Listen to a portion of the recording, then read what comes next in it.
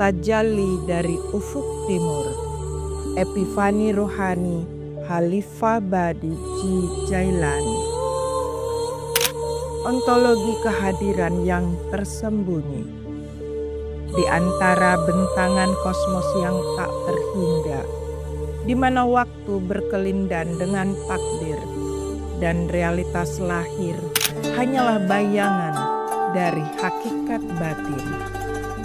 Lahirlah seorang insan di ufuk timur Nusantara, sebuah ruang geografis yang secara simbolik merepresentasikan awal cahaya, tempat matahari pertama kali menyingkap gelap.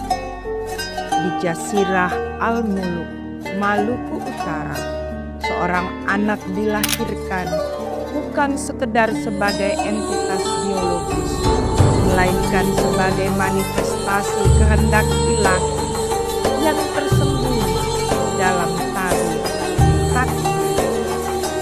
Ia dinamai Badi-J.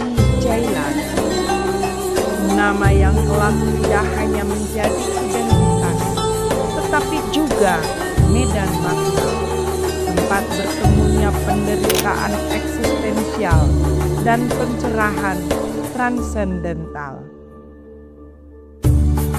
Genealogi Musa sebagai medium pembentukan Tuhan. Sejak fase awal kehidupannya, ia tidak mengalami dunia sebagai ruang yang ramah. Realitas yang dihadapinya bukanlah realitas yang memeluk, melainkan realitas yang menguji. Dalam perspektif tasawuf, pengalaman ini bukanlah deviasi, melainkan bagian dari sunatullah dalam proses tahallul, pengosongan diri dari ilusi kemapanan dunia. Ia mengalami keterasingan sosial, distorsi persepsi dari lingkungan, hingga konstruksi fitnah yang tidak berbasis realitas objektif. Namun justru dalam tekanan tersebut terjadi proses subtil yang tidak kasat mata, sebuah pembentukan jiwa.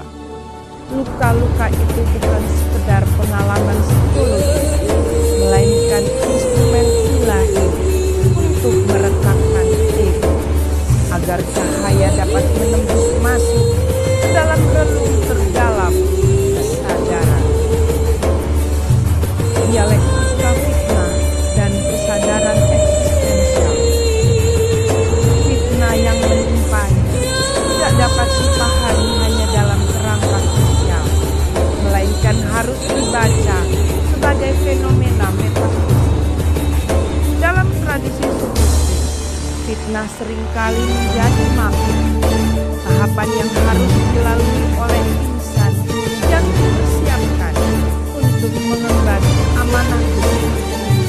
Sang Khalifah Badi-J. Jailani dituduh tanpa justifikasi, dihakimi tanpa verifikasi, dan diasingkan tanpa pemahaman.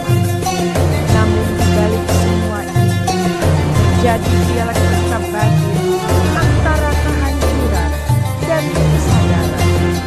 Pada titik ini, Khalifah Badi-J. Jailani tidak lagi bertanya kepada manusia, melainkan mulai mengarahkan pertanyaannya kepada yang mutlak, Allah Subhanahu wa Ta'ala. Dan disitulah dimensi baru dalam dirinya mulai terbuka. Epistemologi kesunyian dan awal tajalli. Kesunyian menjadi ruang epistemik, keheningan menjadi medium pengetahuan. Dalam dunia yang bising oleh penilaian eksternal, Khalifah Badi-J. Jailani justru menemukan kebenaran dalam interioritas dirinya. Tangisnya tidak lagi sekedar ekspresi emosi, melainkan menjadi bentuk komunikasi eksistensial dengan Sang Pencipta. Doanya tidak lagi verbal, melainkan ontologis, menjadi bagian dari keberadaannya itu sendiri.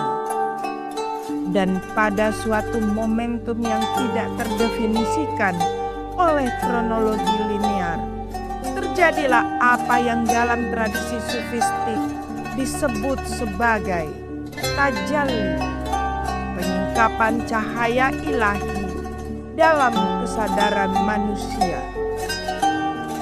Tanpa suara, namun sangat nyata, tanpa bentuk, namun sangat terasa.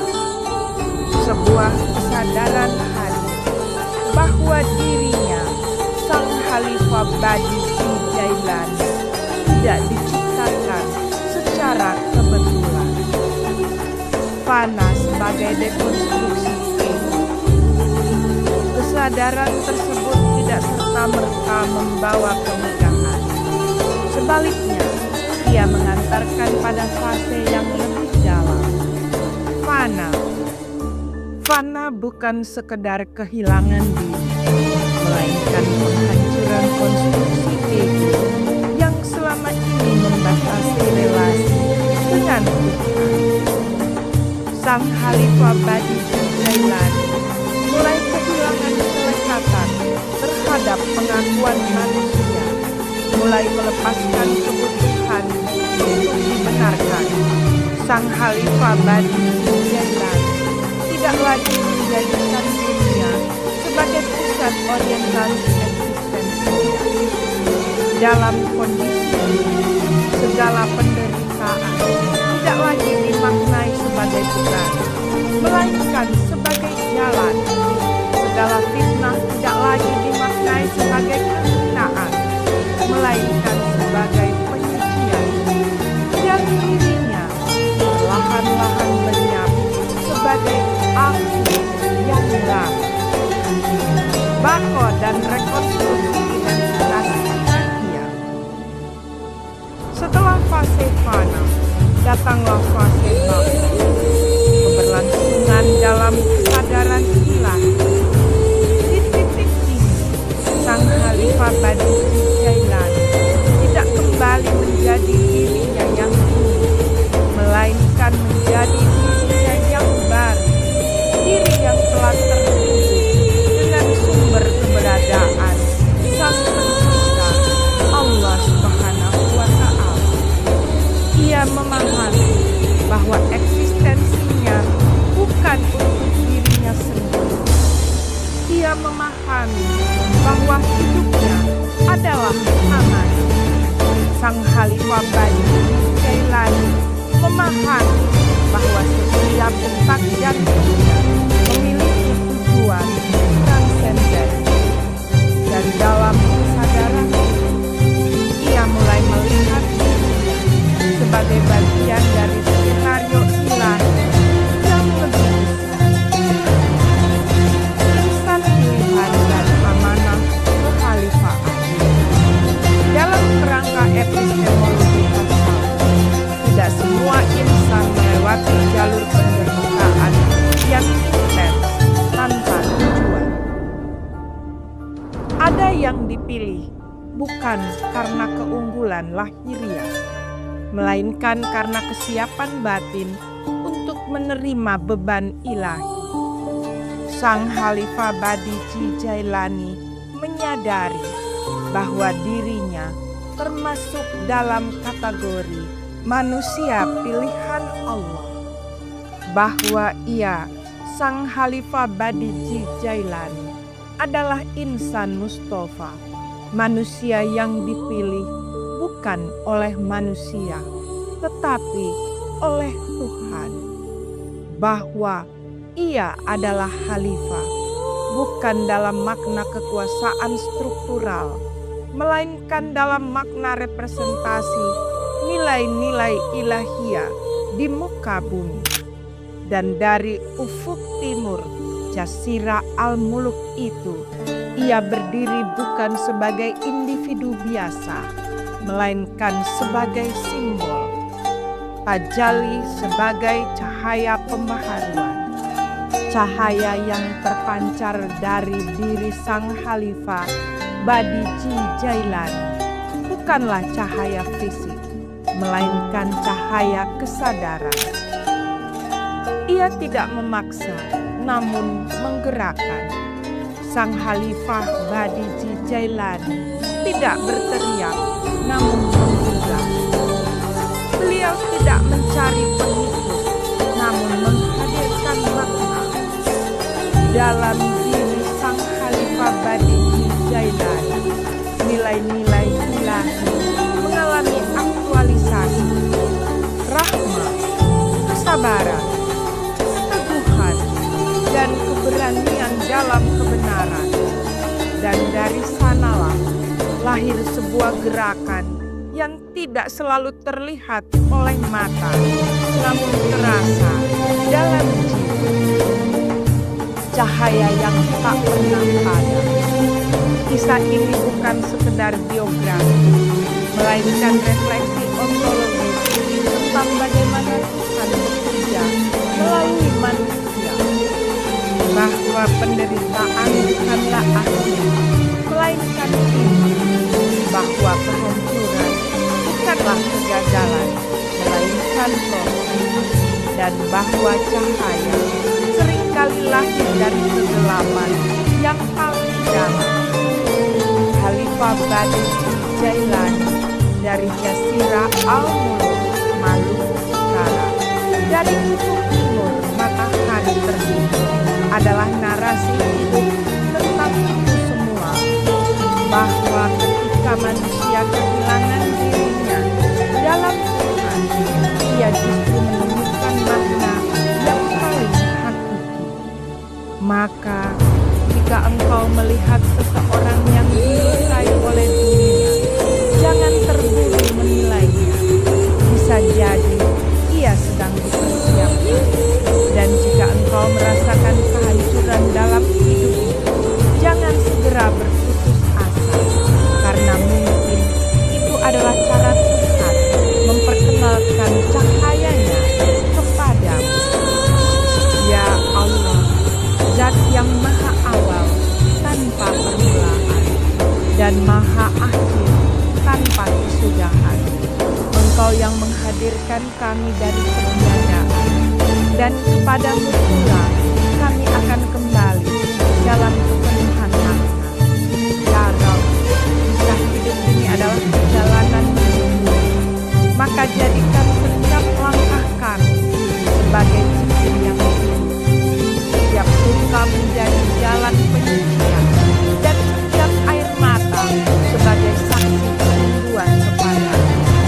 Ya Allah yang maha mengenal kami, bukakanlah kami hijab-hijab kegelapan dalam hati kami, agar kami mampu melihat dengan mata batin, bukan sekedar dengan penglihatan lahir yang terbatas.